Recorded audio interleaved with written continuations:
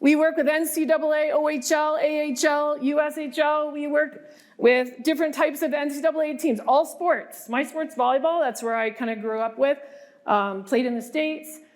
And I played hockey, I played rugby, mostly kicked out of basketball, but that's another story. I was a little bit more aggressive in basketball.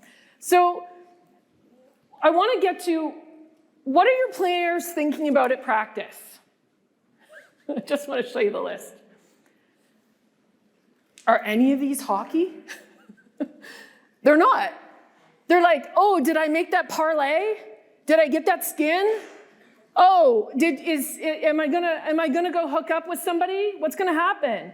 Oh, am I gonna play Roblox with that kid? Oh, it is not hockey.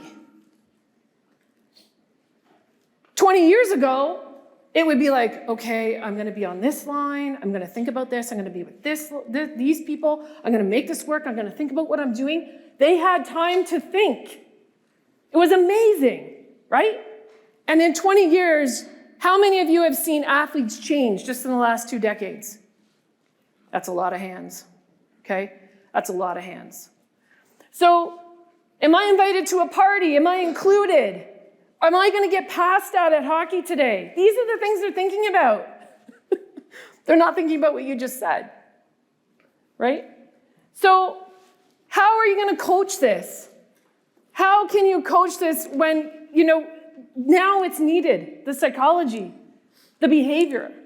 Because let me tell you, they're coming in slow. They're coming in weak. They don't have their hockey IQ the way it used to be. And now you've got to make them be fast, strong, and aggressive and have a high hockey IQ? So essentially, if I were to ask you a question, the question is, and somebody just answer, we'll get a few. What is your biggest problem at practice right now? What would you say? Just somebody put up their hand. What is your biggest problem? Focus. Let's go with that. How many of you agree focus is one of your biggest issues? Holy. That's more than I'm sorry. Am I allowed to say that? Holy molasses. Okay. So I'll show you why first, and then I'm going to go into how you can improve your practices. So up here on one of our diagrams, it shows you that when the brain scrolls, so my background's in neuroscience, and you have a hippocampus that's this big, okay?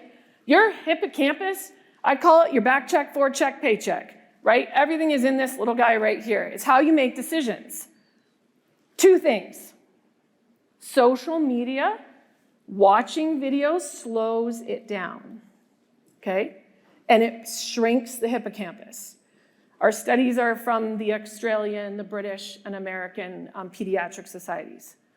It's very evident they're shrinking. Well, last time I checked, athletes need those hippocampuses to be pretty big, okay? So if they're video watching or doom scrolling, they're 2 separate things. They affect the brain slightly differently, but the brain reacts to negative wiring. Within 30 seconds, your brain after social media is like, I'm not fast enough, I'm not good enough, I'm not smart enough, I'm not big enough, I'm not, and then they go to the highlight reels. I can't do that, I can't do that. But then they go back to the highlight reels and then they go, I'm gonna try all the highlight reels. Meanwhile, one of my good friends from childhood, Eric Lindros, and I, we have these sessions every other week. He helps with MGA, actually. He's been a great supporter. And he was saying, stop watching the highlight reels. We want you to watch the whole game. The whole game to see, did you see the back check? Did you see what they did on the boards?